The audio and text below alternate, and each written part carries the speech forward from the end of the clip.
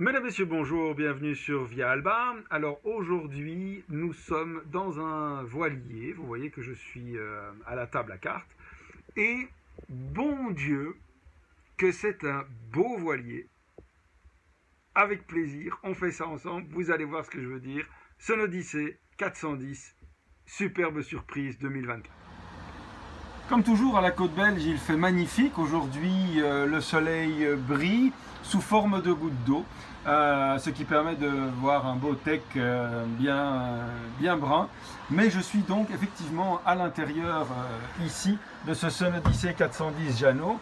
Et si on se tourne, on découvre alors l'espace intérieur. Et ça, vraiment, chapeau pour à la fois l'espace en termes de largeur, on est à 4 mètres, et également en termes d'implantation. Alors sur bâbord, à la descente d'escalier, on trouve ici le poste, la table à cartes avec la possibilité bien sûr de dupliquer les instruments de bord, une vraie table à cartes ici, un beau banc de table à cartes. Et alors derrière cette table à cartes, une cuisine plus qu'en U, puisqu'on a le retour de ce petit bar de service ici.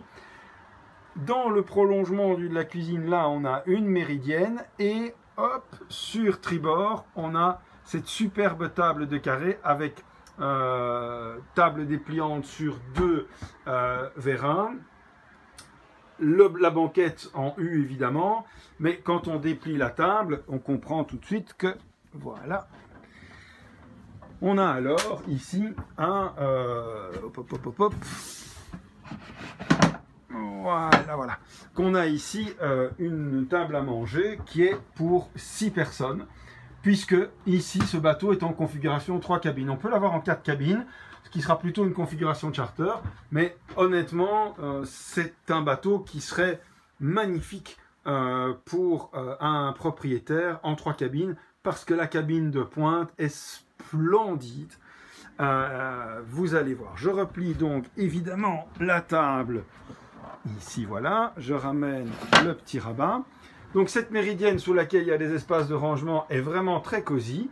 Quand on s'y installe, on pourrait même imaginer mettre un petit verre ici, on y est très bien parce que d'abord on a une vision sur les 2 postes de bar que vous voyez là, vision sur les chambres.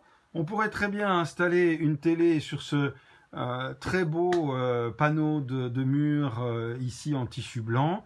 Donc c'est une place top et en même temps on peut se poser si on fait la cuisine, etc. Alors on a des espaces de rangement partout, ça c'est incroyable, j'y viens tout de suite. Dans les bateaux, le rangement c'est toujours un défi.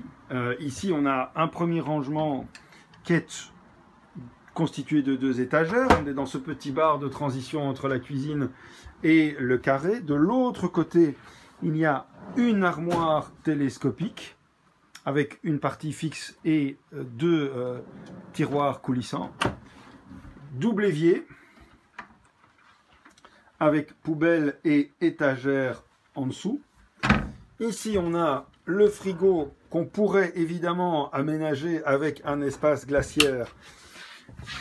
On a un accès à ce même espace ici par le dessous, donc ça c'est vraiment génial d'avoir cette double possibilité d'accéder. Ici on a un petit rangement avec les accès au gaz. La cuisinière à gaz dans ce cas-ci qui est bien sûr une cuisinière marine. Encore un espace de rangement ici, une cambuse. On pourrait mettre beaucoup de sec par exemple. Des produits facilement accessibles ici avec la ménagère. Regardez la profondeur de cette ménagère, ça c'est vraiment super. Ça fait partie de ce qui va nous permettre de classer ce voilier ici pratiquement dans une catégorie de yacht, parce que là on est sur quelque chose de différent de ce qu'on voit habituellement. Alors, encore en termes de rangement, donc sous la méridienne, je vous disais un grand rangement. Toutes des rigoles de rangement qui se trouvent derrière le carré ici. Et identiquement derrière la rigole, là, on a toutes des petites zones de rangement au niveau de la cuisine. Les petits rangements et des petits accès ici. Sous la table à cartes, il y a bien évidemment un espace qui permet de ranger les dites cartes. Et ces rangements se prolongent dans les cabines. On va maintenant voir les cabines en commençant par la cabine avant. On rentre dans la cabine de pointe en passant à côté du mât qui est juste à côté également de la méridienne. Et là, waouh!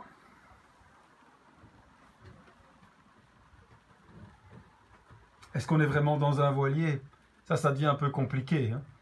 Je connais des cabines de pointe chez Nimbus, chez Marex, qui ont des qualités de finition comme ça. Des fenêtres de coque avec, vous voyez ici, des stores coulissants des deux côtés. Le puits de lumière ici avec l'ouverture. Là, des espaces de rangement. Au-dessus, des espaces de rangement. Un lit qui va empêcher de rouler. Si on dort dans une mauvaise mer, ben, on est tenu par les côtés du lit, donc on ne roule pas. On a deux vrais matelas. Donc ça, ce sont des super matelas ici qui permettent d'avoir un bon couchage. On a encore un espace de rangement ici.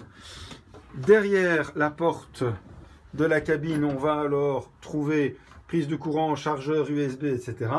Et une garde-robe. Et ce que j'aime beaucoup dans ces styles de garde-robe, vous voyez qu'il n'y a pas de petits boutons pour tirer, mais c'est qu'on va avoir dans l'échancrure ici, voilà, elle est là, un petit clapet, hop, on tire dessus, voilà le clapet, et alors on a une garde-robe avec un espace penderie et des étagères, le tout compris dans la garde-robe, et ça, c'est franchement génial, un petit plateau de rangement ici également, et alors également là, des porte-gants, des choses comme ça. Mais surtout, évidemment, bonjour monsieur, évidemment on a ici une chambre, une suite parentale, avec un combiné douche lavabo, voilà la douche qui est là au-dessus, avec évidemment une aération puis de lumière, extraction d'eau là, et cette douche, et ça c'est génialissime, est séparée de la toilette. Donc la partie qu'on a là dans le fond, d'habitude c'est la douche avec la toilette. Mais non, ici, c'est bien vu, la toilette est mixée avec le lavabo. Donc les deux parties mouillées ensemble et la douche qui se trouve donc devant permet de ne pas, je vais voir si, tac tac tac, voilà ici, on peut accrocher alors la porte là. Et quand on déploie cette porte en mettant le doigt ici, eh bien, on arrive à ceci. On ferme avec le taquet ici. Il faut le faire à deux mains, je ne le fais pas bien, bien sûr. Mais du coup, on préserve la toilette de l'humidité d'être mouillée et on peut l'utiliser par la suite. Et ça, c'est vraiment génial parce que on prend sa douche sans mouiller sa toilette. Et quand on sort de la douche, on ne doit pas passer par la toilette qu'on va de toute façon mouiller. Non, on sort de la douche et on arrive ici, dans cette zone que je vais vous montrer en me mettant dans la salle de bain. Donc la porte d'entrée ici. Et on a carrément une espèce de petite zone, je ne vais pas dire un dressing, mais en tout cas un avant-lit qui permet de s'habiller. Alors moi je mettrais évidemment un miroir ici sur la porte, on pourrait s'habiller de plein pied, parce qu'on a de toute façon déjà un beau miroir ici sur le, comment dirais-je, devant de l'évier, et hop, quand on ouvre le miroir, ok les accès techniques, mais il y a quand même un petit espace de rangement, avec une rigole où on peut mettre quelque chose. Je vérifie que c'est le cas ou pas ici. Non, ceci par contre ne l'est pas, à moins que... Ah, si, voilà, bien sûr. On a encore évidemment du rangement ici, c'est simplement que cette armoire-ci s'ouvre par le... Voilà les petits clapets dont je vous parlais pour fermer ça. Ok, super pour cette suite ici. On va alors maintenant revenir sur les chambres arrière. Mais regardez-moi cette lumière et cette largeur, c'est 4 mètres. Hein. Lumière, largeur, espace, ce sont les mots de ce bateau auquel on va rajouter intelligence de configuration. On n'a pas le mât dans le chemin non plus, et ça c'est génial, quoi. C'est génial, et c'est quand même un bateau qu'on peut manœuvrer en équipage réduit. On passe aux chambres arrière, à tout de suite. La deuxième salle de bain se trouve à la descente de l'escalier. donc juste à l'avant de la cabine tribord. Et on y retrouve cette même configuration géniale avec le WC et séparé du WC avec le même type de porte. On retrouve alors le combi douche évier. Cette salle de bain-ci est une salle de bain qui peut servir pour les invités, mais aussi pour les deux cabines arrière dont on va s'occuper maintenant. À tout de suite. La chambre tribord ici, une première ventilation qui donne dans le cockpit. Tous des espaces de rangement. Tout ça, ce sont des espaces de rangement. De nouveau, des vrais matelas, pas des bêtes petits coussins. Des espaces de rangement avec petites poignées qui s'ouvrent. Une lumière là avec encore une belle fenêtre de coque. Encore une ventilation et lumière ici. Donc super. De nouveau cette penderie étagère. Je cherche le petit clapet, il est là. Voilà. Impeccable. Impeccable. Un plateau ici. L'accès technique pour le moteur là. Et encore une très belle fenêtre ici avec une hauteur sous barreau qui est importante. Je vous montre ça tout de suite. Voilà, hauteur sous barreau. Je dois même bouger la caméra pour le montrer, quoi. Donc, vraiment, je pense qu'il y a pratiquement 2 mètres hein, ici à l'entrée de la cabine. On passe de l'autre côté, à tout de suite. Donc, on tourne derrière la table à cartes et on entre dans cette deuxième cabine qui est de la même facture que la première. Donc, c'est une duplication à peut-être 1 ou 2 détails et qui m'échappe encore près. Je devrais checker ça auprès du chantier. Mais voilà. Oui, détail qui n'en est quand même pas un. On a ici les switches pour le gain d'eau, je pense. Bien sûr, les batteries moteurs, les batteries domestiques. Et voilà, peut-être gain d'eau, propulseur, etc. On va tenter une sortie, hein, parce que on va profiter qu'il ne pleut pas trop pour vous montrer le pont. Et puis, on finira par la ligne générale du bateau. On se retrouve dehors dans la pluie. Nous voici ici à l'entrée de l'espace intérieur. Donc le bateau est livré avec une grand voile et un génois. Le génois est sur enrouleur électrique et la grand voile peut être mise en option sur enrouleur électrique, bien entendu. On a tout qui arrive bien à portée ici. On voit les commandes d'enrouleur qui se trouvent là. Donc c'est un bateau qui peut être navigué seul parce que les commandes viennent vraiment sur le poste de barre, les postes de barre devrais-je dire, qu'on va voir tout de suite. Donc au niveau ici du cockpit, on a un gros espace de rangement, on a les petits coffrets à winch, les tables dépliantes classiques avec les espaces de rangement habituels, porte-bouteille, porte-gobelet. On va avoir ici le compas. Et quand on est au poste de barre tribord, on a alors ici propulseur d'étrave, GPS et commande moteur. Les taquets de position. Il n'y a pas de banc de barreur ici sur la partie centrale du bateau, puisqu'on est en fait sur la plateforme de bain ici, qui donc se déploie de cette façon-là avec l'échelle de bain pour aller en mer. Donc ça veut dire également qu'on a un accès à bord qui est très facile. Je vous montre ça depuis l'échelle ici mise en place par le chantier Marina Yachting Center. Donc on rentre de plein pied dans le bateau. Et ça, évidemment, c'est très agréable. Prise de quai qui se trouve de ce côté-là. On a les barres ici. Donc le pilote automatique, et on a les assises évidemment de barre qui se trouvent en L là à côté des taquets. Chez Jeannot maintenant il y a cette idée-ci que tous les bateaux sont walk-around, donc vous voyez que sur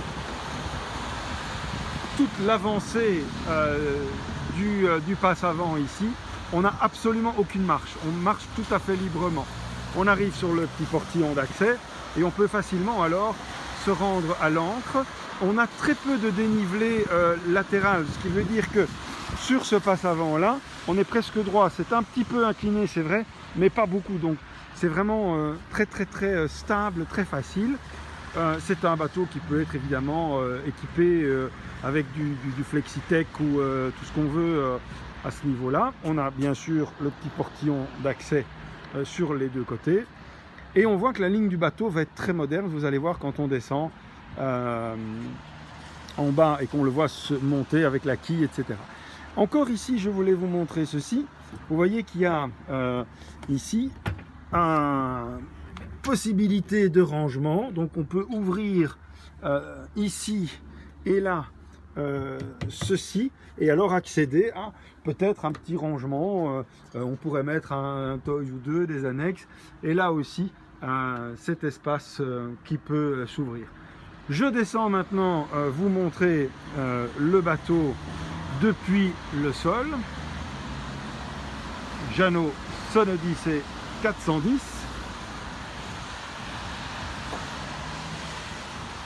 Le voilà. 2 mètres à peu près, il faut compter 2 mètres, un peu plus que 2 mètres de tirant d'eau. Un beau bateau, il a vraiment une belle ligne. On a presque envie parfois de les voir la quille hors de l'eau parce que je trouve que la quille participe vraiment à la dynamique de la ligne des voiliers. À la fois une ligne classique, à la fois une ligne moderne, c'est indémodable. Hein. Indémodable ce genre de ligne là, mais c'est intérieur. Il faut vraiment que si vous en avez l'occasion, vous puissiez monter à bord, vous comprendrez la lumière, la largeur de ce Sonodyssée 410. Voilà, merci d'avoir fait la visite avec nous. On vous souhaite un bon début de saison parce que d'ici quelques semaines on met tous les bateaux à l'eau. Au revoir.